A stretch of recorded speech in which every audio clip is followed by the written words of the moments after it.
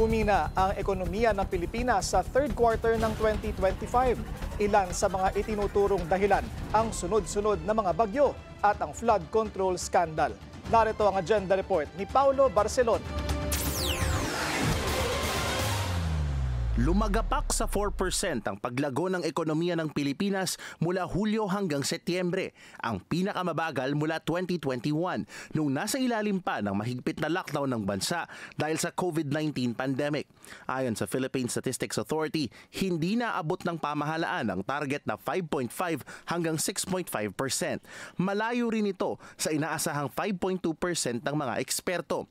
Ayon kay Economic Planning Secretary Arsenio Balisacan, malaki ang epekto ng investigasyon sa mga kontrobersyal na flood control project na nagpabagal sa government spending at ng sunod-sunod na kalamidad na nakasira sa mga negosyo at kabuhayan.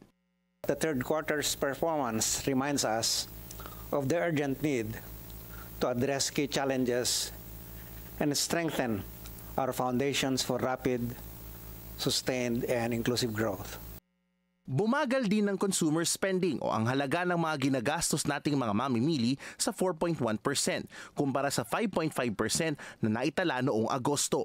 Nagtala naman ang paglago ang services at agriculture sectors habang halos hindi umusad ang industriya sa 0.7%. Sa kabila nito, nanatiling malakas ang sektor ng serbisyo, lalo na sa retail, financial at professional activities na umabot sa mahigit 5 to 6% ang growth. Ayon kay RCBC Chief Economist Michael Ricafort, may pagkakataon pang bahagyang makabawi ang ekonomiya sa pamamagitan ng inaasahang pag-ayos ng panahon at tumataas na consumer demand tuwing magpapasko.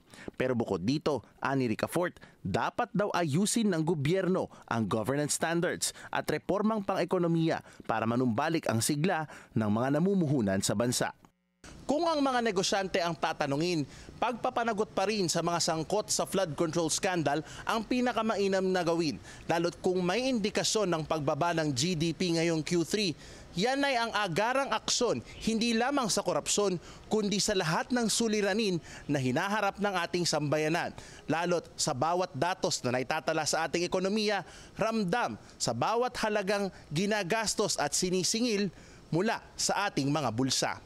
Para sa agenda, Paulo Barcelon, Billionaire News Channel.